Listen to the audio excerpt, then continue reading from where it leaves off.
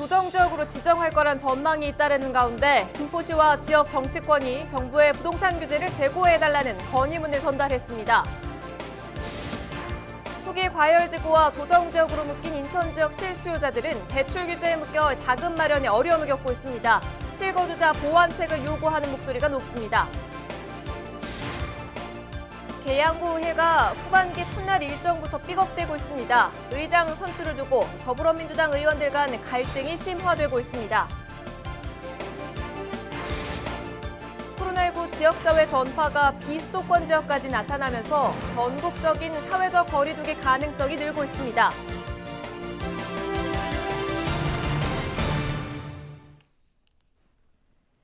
여러분 안녕하십니까? 헬로티비 뉴스입니다. 국토교통부가 부동산 규제 지역을 확대할 수 있다고 예고했지만 관련 지역에서는 반대 목소리가 만만치 않습니다. 추가 규제 지역으로 꼽혔던 김포에서는 지자체와 지역 정치권까지 나서서 추가 규제를 재고해달라는 건의문을 국토부에 제출했습니다. 우리 지역 부동산 동향 오늘도 이세진 기자와 함께합니다. 이세진 기자, 지금 부동산 시장에서 가장 지금 핫한 게 국토부가 과연 추가 규제 지역을 내놓을 것인가 하는 부분일 텐데 네. 이달 초에 정부가 추가 발표를 할 것이다 이런 예측도 있었는데 아직은 아니죠? 네, 그렇습니다. 논란이 되고 있는 건 6.17 대책 당시 규제에서 빠진 수도권 일부 접경 지역입니다. 김포와 파주가 대표적이죠. 이들은 규제를 피했으면서도 서울과 인접하다는 지리적 이점 때문에 풍선 효과를 볼 것이라는 그런 예측이 있었습니다. 네. 대책 발표 이후에도 지역 부동산 시장에서 어느 정도 변화가 읽히면서 국토부 관계자들이 언론 인터뷰를 통해서 추가 규제를 예고하기에 이르렀고요. 다만 아직까지 국토부가 공식 발표를 내놓은 것은 아니기 때문에 업계에서도 조심스럽게 지켜보고 있는 상황입니다. 추가 규제 가능성이 크다는 소식에 지역민들이 좀 반발하고 있는데 분위기 네. 좀 전해주세요. 네, 지역 커뮤니티에서는 반대 목소리가 끊이지 않고 있습니다. 김포 신도시 주민들은 그동안 저평가돼 있던 아파트 값이 이제야 안정화를 찾고 있다면서 추가 규제를 반대하고 있는데요. 풍선 효과에 대한 반발도 있습니다. 언론에서 김포가 풍선 효과를 보고 있다는 보도를 내놓고 있지만 이게 실제보다 과장됐다는 주장입니다. 네. 이런 반응은 지역 부동산 업계에서도 나오고 있다는 내용 지난 취재에서도 전해드렸었죠. 네. 그런데 비슷한 내용이 청와대 청원에도 올랐습니다. 김포 아파트에 살고 있다는 작성자는 거래가가 수천만 원 올랐고 호가는 억대로 뛰었다라는 일부 언론 기사가 사실이 아니라고 반박했습니다. 이 작성자는 김포 내 극소수 아파트의 호가 상승에 불과하다면서 규제 지역으로 묶이지 않도록 국토부 계획을 철회해달라고 주장을 했습니다. 네. 이 청원은 올라온 지 2주일도 안 돼서 10,000건에 달하는 동의를 얻었습니다. 김포 내에서도 어떻게 보면 뭐 차이가 좀 있다 이렇게도 볼 수가 있을 것 같은데요. 네. 지금 이런 상황에서 김포시도 주민 편에 섰습니다. 김포시 이름으로 국토부에 관련 건의문을 전달했다고요? 네, 그렇습니다. 김포시는 지난 3일 국토교통부에 건의문을 전달했습니다. 김포를 조정 대상 지역에 추가로 포함을 시키지 말아달라라는 내용이 담긴 건데요. 네. 김포시는 건의문에서 김포 한강신도시와 김포 전체 아파트는 10년 전 분양가도 회복하지 못했다면서 평균 이하 가격 상승이 일어났다는 이유로 조정 대상 지역에 추가 지정하는 것은 적절치 않다라면서 이제 건의 이유를 밝혔습니다. 그러면서 70% 이상 군사시설 보호구역 그리고 항공기 소음 지역이라는 이유로 재산상의 불이익을 받았던 시민들에게 또 한 번 희생을 강요할 수 없다고도 덧붙였습니다. 네. 여기에는 지역 정치권도 목소리를 보탰는데요. 김포 지역구 국회의원인 김주영, 박상혁 의원도 6일 국토교통부와 금융위원회에 건의문을 제출했습니다. 두 의원은 건의문을 통해서 추가 규제는 그동안 김포 시민들이 겪어야 했던 상대적 박탈감과 불이익을 심화시키고 또 서민들의 내 집 마련을 포기하게 하는 결과를 초래할 것이라고 지적을 했습니다. 이런 반발에 대해서 정부에서도 좀 유의미한 답을 내놓을까요? 어떨까요? 사실 그 정부의 부동산 대책 방향이 그동안 이제 규제에 초점이 맞춰져 있었기 때문에 추가 규제는 시간 문제일 것이다라고 보는 예측이 많기는 합니다. 네. 다만 아파트 가격 동향을 좀 보면 주민들의 반발이 어느 정도 이해가 되는 부분은 있습니다. 한국감정원 주간 부동산 동향에서 보면 6월 4주 그러니까 6.17 대책 직후 김포 아파트 값이 1.88% 올랐다는 분석이 있었죠. 네. 가장 최근 동향인 6월 5주차 동향을 보더라도 김포 한강 신도시를 중심으로 오름폭은 있었습니다. 그러나 오름폭은 0.90%로 1% 이상 상승폭이 더 벌어지지는 않았고요. 최근 5년간 동향을 보더라도 김포에서 주간 아파트값 변동률이 1%가 넘었던 사례는 없었습니다. 네. 이번 상승폭이 일시적인 효과인지 먼저 확인이 필요할 것 같고요. 또 공동주택 평균 거래 가격은 크게 달라지지 않았다라는 통계도 있습니다.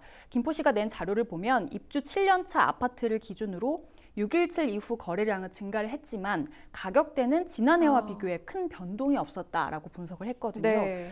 물론 국토부는 향후 부동산 시장에 대한 예측까지 포함을 해서 발표를 내놓기 때문에 어떤 대답을 내놓을지는 조금 더 지켜봐야 할 것 같습니다. 그렇습니다. 이 추가 규제 지역으로 묶일지는 좀 지켜봐야 되겠네요. 이세진 기자였습니다.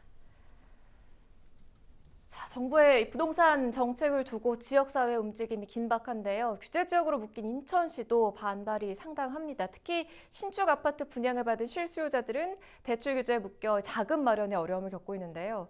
부동산 업계는 정부가 실거주자들을 위한 보완책을 내놓아야 한다고 지적하고 있습니다. 이재필 기자입니다. 인천시 의회는 최근 인천을 부동산 규제 지역에서 해제해 줄 것을 정부에 촉구하는 결의안을 채택했습니다. 강화와 옹진을 제외한 인천 내륙 전 지역은 부동산 규제 지역으로 지정된 상황. 송도 국제도시 등 집값이 큰 폭으로 상승한 신도심을 규제 지역으로 지정한 것은 이해하지만 그 외 원도심 지역까지 규제 지역으로 지정한 것은 문제가 있다는 겁니다. 군대에서 단체로 부동산 정책에 대해서 얼차리를 주는 느낌이다. 이런 생각을 하고 인천은 부동산 정책만큼은 핀셋 규제를 하는 게 맞습니다. 왜냐하면 중구만 해도 원도심도 있고 그다음에 신도시도 영종 국제도시도 있기 때문에 그 핀셋 규제가 그렇게 어려운 규제가 아니었어요. 정부의 6.17 부동산 정책 실행 이후 20일이 흘렀습니다. 지역 부동산 업계는 투기 세력을 잡겠다는 정부의 의지는 높게 평가했습니다. 하지만 신축 아파트를 분양받은 실수요자들도 덩달아 피해를 보고 있는 상황이라고 지적했습니다. 대출 규제가 강화되면서 내 집 마련을 위한 자금 확보에 애를 먹고 있기 때문입니다. 인천 지역의 경우 부동산 규제 지역으로 지정되면서 주택담보대출 비율이 현저히 줄어들었고 실수요자들은 부족한 비용을 어떻게 해서든 메워야 하는 상황에 놓인 겁니다. 그 아파트별로 한 1억에서 1억 이상씩 부족하게 나오니까 그러면 이제 그분들은 그 돈을 뭘로 메꾸냐고. 분명히 내가 살고 있는 전세금이나 지금 살고 있는 집이나 이런 거 팔면 얼마가 되고 대출 얼마 받고 이렇게 해서 들어가려고 하는데 지역 부동산 업계는 정부가 실소유자들을 위한 보완책을 내놓아야 한다고 지적했습니다. 특히 1주택자에 한해 실거주자로 보고 대출 규제를 완화하는 등 대책을 제시해야 한다고 강조했습니다. 1가구 1주택의 입주는 기본이에요. 그러니까 집 하나도 없는 사람이 전세 만기 돼서 너가 이 집을 사서 들어갈 사람만 사. 대신에 은행 융자는 50%야. 살 사람이. 투기 세력은 잡고 시민들의 내 집 마련은 돕겠다는 정부. 정부의 약속이 지켜지길 기대합니다. 헬로티비 뉴스 이재필입니다. 의정부 장암동 아파트발 코로나19 감염이 꼬리에 꼬리를 물고 이어지고 있습니다. 아파트 한 개 동에서 확진자 9명이 나왔고 이들로 인한 4차 감염까지 발생해 6일 오전 기준으로 이 아파트 관련 확진자가 25명에 달합니다. 아파트 방역에 어떤 문제가 있었던 걸까요? 방역당국은 엘리베이터를 감염 경로로 의심하고 있는데요. 헬로티비 취재 결과 이 엘리베이터엔 처음부터 항균 필름이 붙어있지 않았던 것으로 확인됐습니다. 이지훈 기자의 단독 보도입니다. 집단 감염의 진원지가 된 의정부의 한 아파트입니다. 지난달 24일 이 아파트에 사는 쿠팡 이천 물류센터 직원이 확진 판정을 받은 이후 10여일 동안 같은 동에서 확진자 9명이 나왔습니다. 방역당국은 확진자가 나온 세대 5곳이 모두 다른 층에 있는 집들이라고 했습니다. 욕조관께서 그건 조사하셨는데 호수들 반에서 왕래하는 관계는 아닌 걸로. 이 때문에 유력한 감염 경로로 엘리베이터가 꼽힙니다. 아무래도 가능성이 가장 높은 것은 짐작을 할 수 있는 대로 승강기가 공용 공간으로서는 유력할 수 있고 방역당국이 감염 경로로 추정한 엘리베이터입니다. 엘리베이터를 탈 땐 마스크를 착용하고 대화를 삼가달라는 안내문이 붙어 있는데요. 엘리베이터 안에 들어가 보니 보시는 것처럼 버튼에 항균 필름이 붙어 있습니다. 그런데 지난달 30일 기자가 이 아파트에 방문했을 당시엔 엘리베이터에 항균 필름이 붙어 있지 않았습니다. 최초 확진자가 나온 지 6일이 지난 시점, 확진자가 6명까지 나왔을 때였습니다. 주민들은 평소 엘리베이터를 탈 때 항균 필름이 없는 게 찜찜했다고 말합니다. 왜 안 붙어 있더라고요? 다른 아파트는 다 있거든요. 그 관리실에다 얘기해야 되겠네 진짜.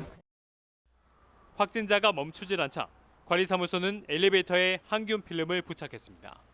이왕 그 환자가 나왔고 이왕 다 또 확진자가 다 이렇게 나왔고 그러니까 그런 거 가지고 자꾸만 얘기하지 맙시다 우리. 엘리베이터 버튼에 부착하는 항균 필름은 구리 성분으로 만들어졌습니다.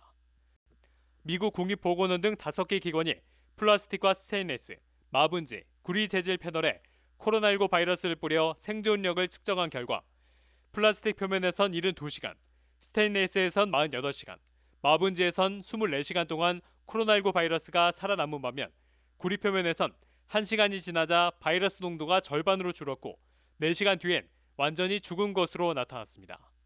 금, 은, 구리의 경우에는 예전부터 항균 효과가 있다고 알려져 있는데요. 특히 이런 나노 사이즈, 작은 사이즈로 바뀌게 되면 표면적이 늘어나게 돼서 그 항균 융해도 뛰어나지게 됩니다. 다만 항균 필름에 구리가 얼마나 들어가 있는지 알 수 없기 때문에 항균 필름의 성능을 맹신해선 안 된다는 분석도 있습니다. 방역당국은 감염원이 무엇이었는지 여러 가능성을 열어두고 조사하고 있다고 밝혔습니다. 헬로티비 뉴스 이재훈입니다.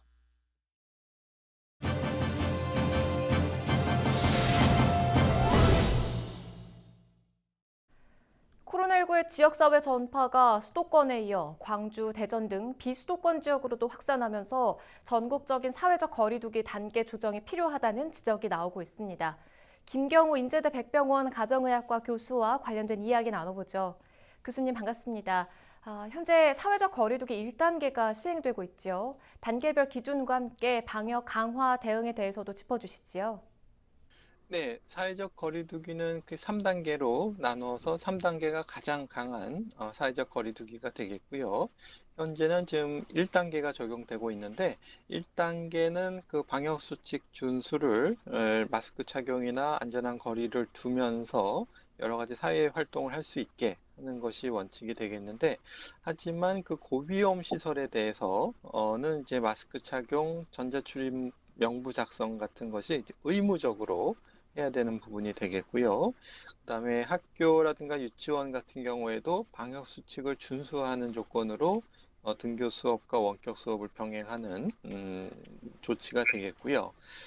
이제 보다 강화된 2단계 조치 같은 경우에는 이제 지역사회에 코로나19 유행이 계속 확산되는 경우에 적용될 수가 있겠는데 우선적으로 실내 50인 이상, 실외 100인 이상이 모이는 모든 모임은 금지됩니다. 그렇기 때문에 어떤 교회에서도 50 이상 출석할 수가 없고 실외에서도 100인 이상의 어떤 집회가 금지가 되겠고요.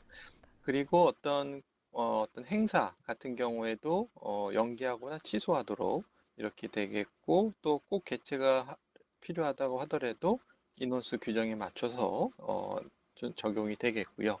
그리고 스포츠 행사는 이제 무관중 경기로 전환되고 그다음에 학교 같은 경우에도 최소 인원을 등교하면서 등교 수업과 원격 수업이 병행되는 양상이 되겠고요.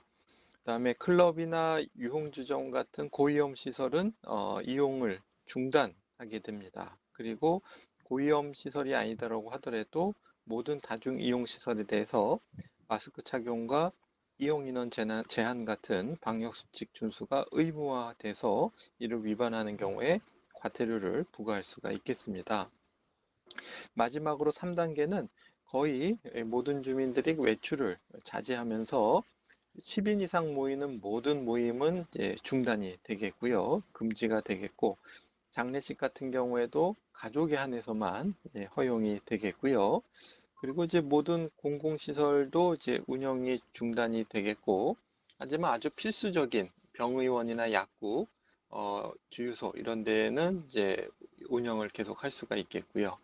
학교나 유치원 같은 경우에도 전면 등교 수업을 중단하고 원격으로 수업으로 전환하는 최강도의 사회적 거리두기가 3단계에서 적용된다고 할 수 있겠습니다. 네, 1, 2, 3단계 사회적 거리두기에 대해서 설명을 해주셨어요. 인천에서는 건강기능식품 판매 설명회 참석 관련 확진자가 지금 계속 나오고 있는 실정인데 이처럼 집단 모임이나 시설 등의 감염 확산이 다시 시작되는 모양새입니다. 앞으로의 확산세는 어떻게 전망하고 계십니까? 네, 이러한 어떤 건강기능식품 판매 설명회 같은 감염 집단 사례가 리치웨이라는 것을 통해서 5월 말 6월 초에 이미 있었고요. 이 리치웨이 같은 어떤 판매 설명회 같은 경우에는 지금 200명 이상이 발생하고 그중에서 돌아가신 분도 계실 정도였고, 현재 비수도권에서 유행하고 있는 대전 방문 판매 업체 같은 경우에도 대전뿐만 아니라 전주, 그리고 지금 유행하고 있는 광주, 전남의 어떤 지역사회 유행의 시작도 대전 방문 판매 업체와 관련이 있다고 할 정도로 이런 건강기능식품의 어떤 판매 설명회나 방문 판매는 지금은 좀 조심하시고 금지하셔야 되는 부분이 되겠는데, 최근 지난주에 이제 인천에서도 이러한 건강기능식품 판매 설명회를 통해서 어떤 코로나19가 감염이 생겼다는 것이 좀 안타까운 점이 될 것 같습니다. 그래서 지금까지 발생했던 어떤 소규모 집단, 종교 모임이든 이런 방문 판매 설명회나 체험관 이러한 이용들은 지금 처음엔 몰랐다고 하더라도 지금은 이제 우리가 감염의 위험이 높다는 걸 알기 때문에 모든 국민들께서 좀 경계심을 가지고 스스로 좀 잘 지켜주시는 것이 이런 감염 확산 방지에 필요한 점이 되겠습니다. 네, 오늘 말씀 여기까지 듣겠습니다. 김경우 인제대 백병원 가정의학과 교수와 이야기 나눠봤습니다. 다음 소식입니다. 계양구의회가 후반기 의장단을 구성하고 본격적인 활동을 시작했습니다. 그런데 의장 선출을 두고 더불어민주당 소속 의원들이 갈등을 빚고 있는데요. 이 문제를 제기한 의원들이 후반기 의장단 취임식에 불참하면서 후반기 시작부터 삐걱이는 모습입니다. 김진재 기자입니다. 후반기 의장단 취임식이 열린 계양구의회 본회의장. 군데군데 빈자리가 눈에 띕니다. 전체 계양구 의원 11명 중 절반가량인 5명이 불참한 겁니다. 불참한 의원 중 4명은 더불어민주당 소속으로 이번 의장 선출에 문제를 제기하며 보이콧을 선언했습니다. 해당 의원들은 더불어민주당 의원총회에서 박혜진 의원을 의장 후보로 선출했는데도 김유순 의원이 이를 따르지 않고 야합을 통해 의장으로 선출됐다고 주장했습니다. 지난 3일에는 이런 내용을 담아 김유순 의장에 대한 징계 청원서를 더불어민주당 인천시당에 제출했습니다. 당론 따라서 그 의장 후보를 찍게 돼 있는데 그런 것들을 무시하고 본인들이 이제 나가서 미통당 의원들하고 같이 이제 야합이죠 이게. 일단 본인은 참석하지만 현 그 김유순 의원이 의장직 사유권을 잡을 때는 저희들은 퇴장할 겁니다. 더불어민주당은 내부 지침을 통해 다른 당과 야합 행위를 하거나 경선에 불복할 경우 징계에 처해질 수 있다고 밝히고 있습니다. 계양구의회는 지난달 25일 투표를 통해 김유순 의원을 의장으로 선출했습니다.